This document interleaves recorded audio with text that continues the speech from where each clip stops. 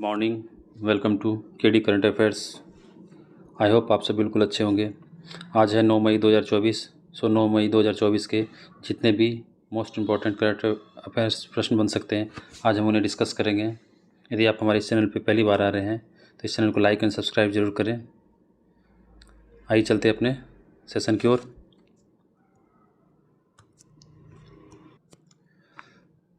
हमारा आज का पहला प्रश्न है, हाल ही में खबरों में रहा सिंकुला पास किस राज्य में स्थित है? सो आपका आंसर हो जाएगा हिमाचल प्रदेश। ये खबरों में क्यों है?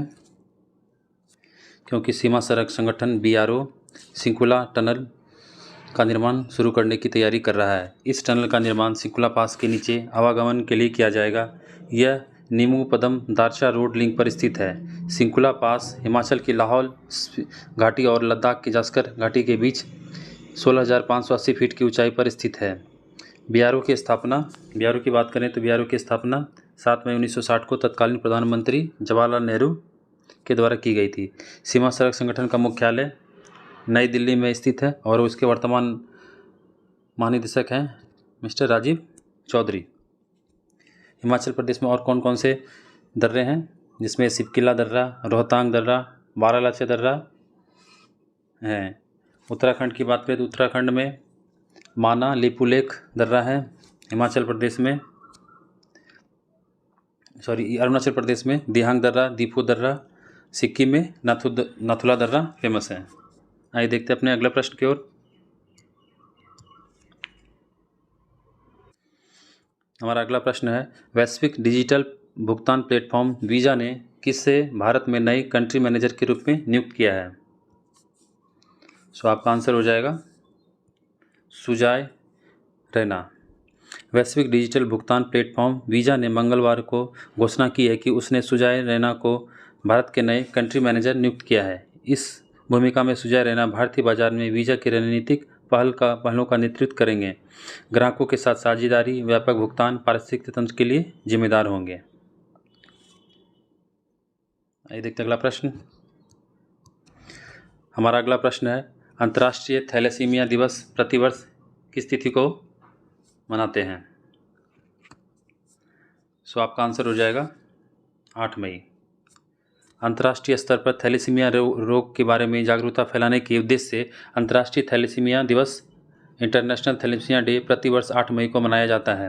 विश्व थैलेसीमिया दिवस की स्थापना 1994 ईस्वी में थैलेसीमिया इंटरनेशनल फेडरेशन के अध्यक्ष और संस्थापक पैनोस एंग्लेजोस द्वारा की गई थी। थैलेसीमिया एक आनुवंशिक रक्त विकार है। विश्व थैलेसीमिया दिवस 2024 की थीम क्या है? जीवन को सशक्त बनाना, प्रगति को गले लगाना और सभी के लिए न्यायसंगत और सुलभ थैलेसीमिया उपचार पर फोकस करना है। इसके अलावा 8 मई को विश्व रेड क्रॉस दिवस मनाते हैं।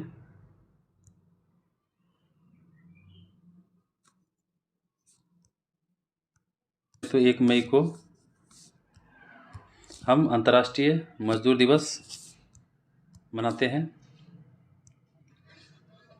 और 2 मई को विश्व ट्यूना दिवस सेलिब्रेट करते हैं।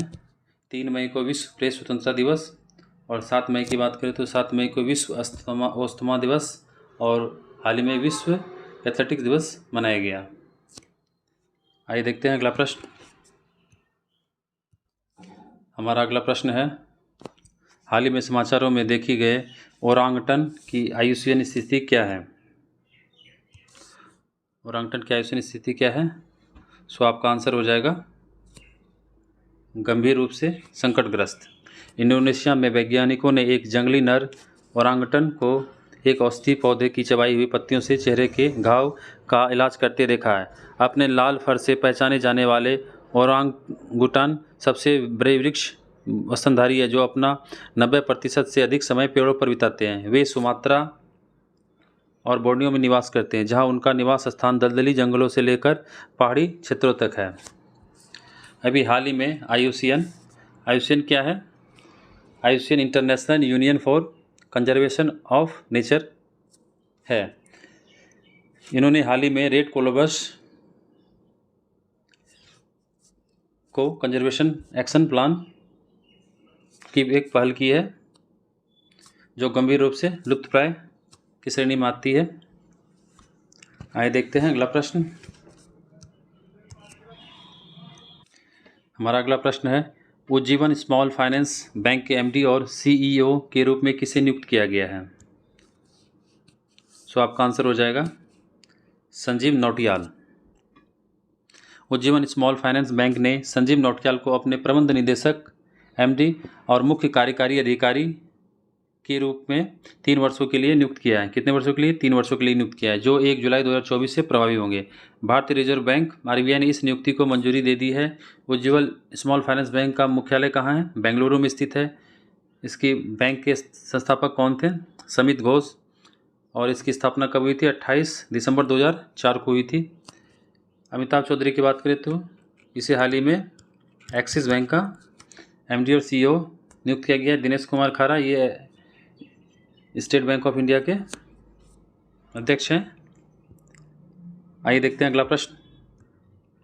हाल ही में किस देश के सहयोग से अपना पहला चंद्र मिशन iCube कमर लॉन्च किया है? मिशन का क्या नाम है? iCube कमर लॉन्च किया है। सो आपका आंसर हो जाएगा चीन। पाकिस्तान ने चीन की मदद से अपना पहला चंद्र मिशन iCube कमर लॉन्च किया है। पाकिस्तान और चीन ने संयुक्त रूप से पाकिस्तान का पहला चंद्र मिशन iCube कमर लॉन्च किया है। पाकिस्तान के institute of space technology IST SUPARCO और चीन के SJTU द्वारा विकसित 7 किलोग्राम का उपग्रह चीन के चांगई 6 मिशन का हिस्सा है। 2 ऑप्टिकल कैमरों से सुसज्जित यह चंद्रमा की परिक्रमा करता है, जिससे पाकिस्तान स्वतंत्र रूप से चंद्र सतह की कल्पना पर उपग्रह आधारित अनुसंधान करने में सक्षम हो जाता है। तो हाल ही में चीन द्वारा चांगई 6 मिशन को लॉन्च किया गया था। रूस ने हाल ही में P-800 ओनिक्स बैलिस्टिक मिसाइल का सफल परीक्षण किया। इसके अलावा इन्होंने हाल ही में अंगारा 5A मिसाइल का लॉन्च किया था। ईरान ने पार्स 1 रॉकेट को लॉन्च किया। चीन ने इसके अलावा हाल ही में यूनिहाई 0203 एक निगरानी उपग्रह लॉन्च किया था। भारत ने अपना चंद्रयान 3 मिशन के तहत दक्षिणी ध्रुव पर चंद्रमा के दक्षिणी ध्रुव पर पहुंचने वाला विश्व का पहला देश बना।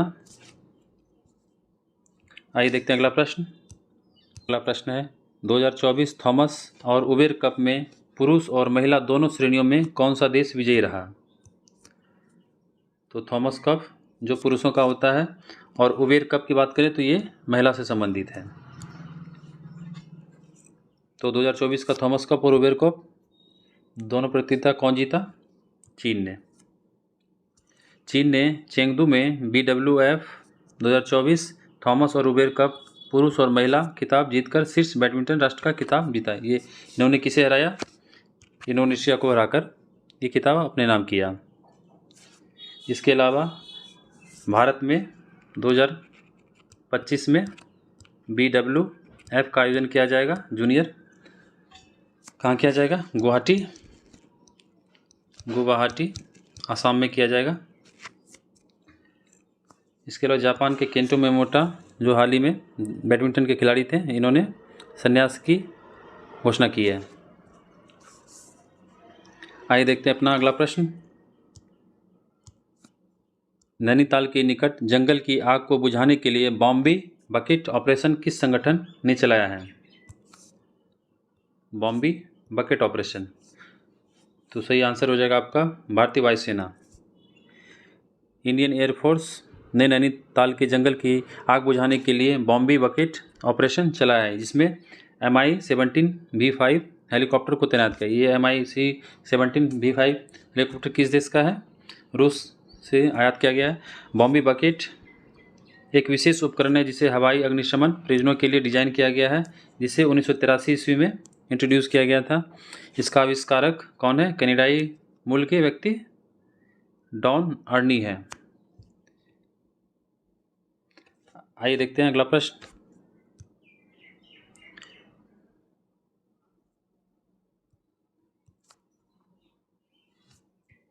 भारतीय नौसेना के हाल ही में नौसेना प्रमुख बने हैं दिनेश कुमार त्रिपाठी।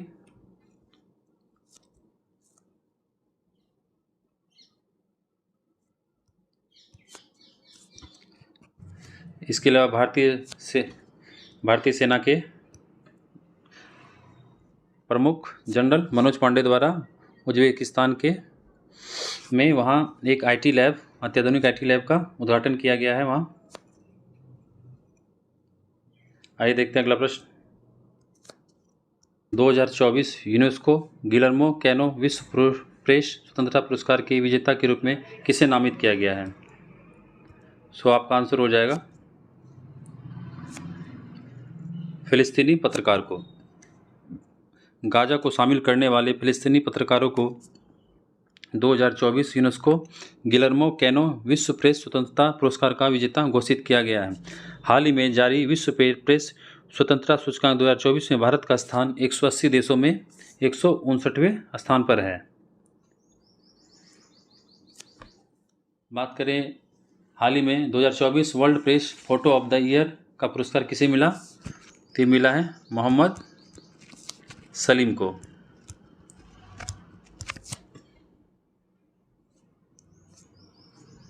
आइए देखते हैं अगला प्रश्न। हाल ही में किस देश ने मारिजुआना को कम खतरनाक दवा के रूप में पुनः वर्गीकृत करने का प्रस्ताव दिया है? सो आपका आंसर हो जाएगा USA, यूनाइटेड स्टेट अमेरिका, अमेरिकी drug enforcement administrative DEA marijuana को कम खतरनाक दवा के रूप में पुनः वर्गीकृत करने की दिशा में आगे बढ़ रहा है। न्याय विभाग का प्रस्ताव भांग के चिकित्सीय उपयोग को मान्यता देगा, लेकिन मनोरंजक उपयोग के लिए इसे वैध नहीं बनाएगा। इसके अलावा हाल ही में जर्मनी, जो यूरोपीय संघ का पहला देश है जिन्होंने मनोरंजक कैनाबिस भांग के उपयोग को वैध बनाने वाला सबसे बड़ा देश बन गया है। आइए देखते हैं अगला प्रश्न। आज का सेशन यही तक था। चलते हैं अपने पिछले होमवर्क सीरीज के क्वेश्चन पे। यूक्रेन का प्रतिनिधित्व करने वाले विश्व के पहले AI राजनयिक का क्या नाम है? सो आपका आंसर हो जाएगा विक्टोरिया सी।